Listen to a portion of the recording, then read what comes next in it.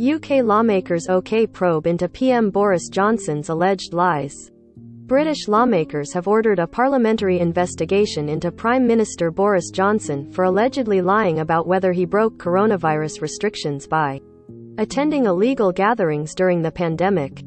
3:35. London, British lawmakers on Thursday ordered a parliamentary investigation into Prime Minister Boris Johnson for allegedly lying about whether he broke coronavirus restrictions by attending illegal gatherings during the pandemic. The move, approved by cries of "aye," and without a formal vote in the House of Commons, means Parliament's Committee of Privileges will investigate whether Johnson knowingly misled Parliament, historically a resigning offence if proven.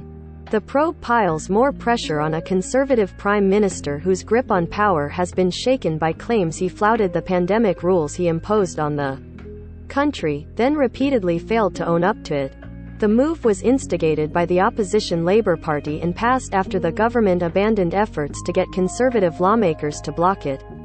Johnson's Conservative shave a substantial majority in Parliament, but many lawmakers are uneasy with the Prime Minister's behaviour.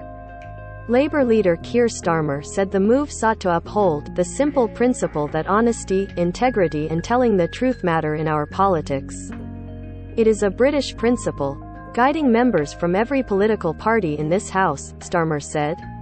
But it is a principle under attack. Johnson was not present for the decision on a scandal that has rocked his leadership of the country and the Conservative Party.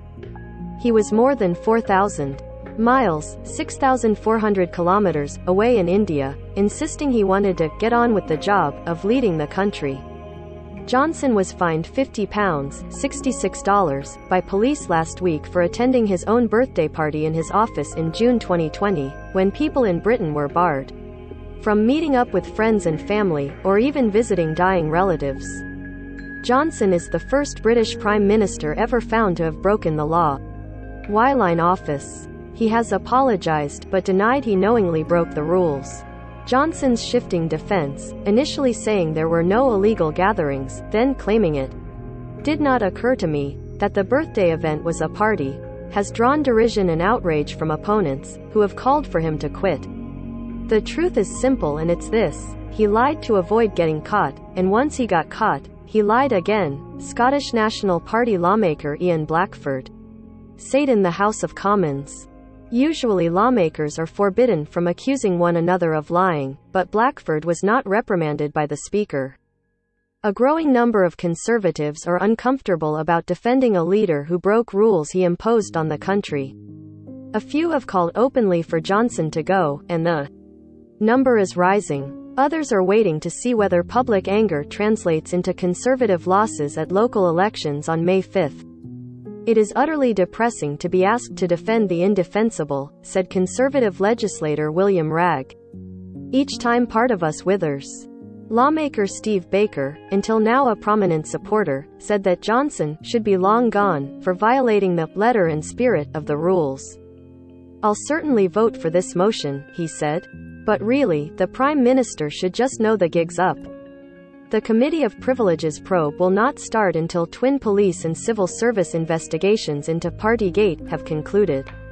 Senior civil servant Sue Gray is investigating 16 events, including Bring Your Own Booze, office parties and Wine Time Fridays in Johnson's 10 Downing Street office and other government buildings. Police are probing a dozen of the events and so far have handed out at least 50 fines, including ones to Johnson, his wife Carrie and Treasury Chief Rishi Sunak. Johnson is believed to have attended about 6 of the gatherings and could face more police fines. Johnson and his allies argue that it would be reckless for the country to change leaders now amid the war in Ukraine and a cost of living squeeze sparked by soaring prices for energy and food. As he flew to India for a 2-day visit focused on boosting economic ties, Johnson again denied knowingly misleading Parliament and insisted he would lead the Conservatives into the next national election, due by 2024. "I have absolutely nothing, frankly, to hide," Johnson told Sky News during his visit to the western Indian state of Gujarat.